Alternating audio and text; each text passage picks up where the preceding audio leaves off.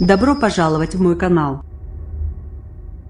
Carole Ferry remplace Emmanuel Dutheil pour les experts de 6h45 du lundi 22 janvier au vendredi 26 janvier 2018. Emmanuel Macron sera mercredi au forum de Davos, mais dès ce lundi, les grands patrons du monde entier sont à Versailles pour un mini Davos français. Emmanuel Macron a convaincu 140 patrons de faire une halte chez nous avant de partir vers les sommets suisses.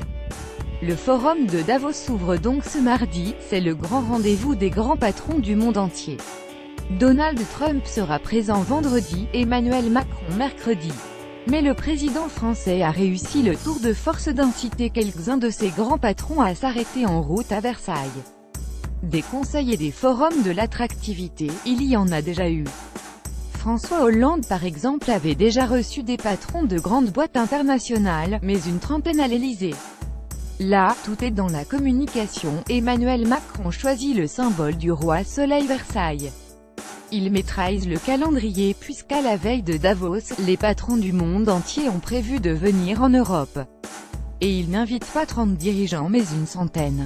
Les invitations ont été lancées il y a 2 mois seulement et au final ce sont 140 patrons qui ont bousculé leur agenda pour être à Paris ce lundi.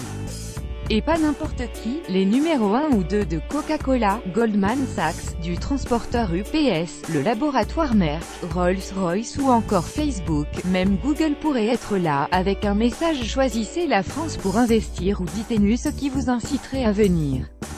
Quels sont les arguments de Macron pour que les entreprises choisissent la France? Dès son élection, Emmanuel Macron a changé le regard du monde des affaires sur la France. Un exemple récent, le directeur commercial de Ryanair parlait d'un gouvernement business-friendly favorable aux entreprises avec un président jeune, dynamique et ancien banquier d'affaires. À Versailles ce lundi, vous aurez 15 ministres présents. Chaque patron a pu prendre des rendez-vous de 20 minutes en tête-à-tête pour mieux comprendre les réformes, mieux connaître les dispositifs qui peuvent les attirer sur notre territoire.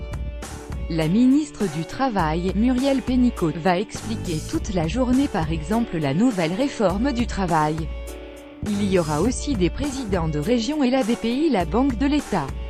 L'objectif c'est que tous ces patrons se disent « je reste en France, je m'agrandis ou je vais y investir » pour ceux qui n'y sont pas encore. En tout cas, selon l'Élysée, tous ceux invités ont des projets en tête. ESTCE qu'il peut ressortir des choses concrètes, dès ce lundi, avec autant de communication, la journée ne peut pas se terminer sans annonce donc oui, il y aura au moins 4 ou 5 groupes qui vont annoncer qu'ils investissent en France. On sait déjà que Toyota prévoit de s'agrandir à Valenciennes pour un investissement de 400 millions d'euros.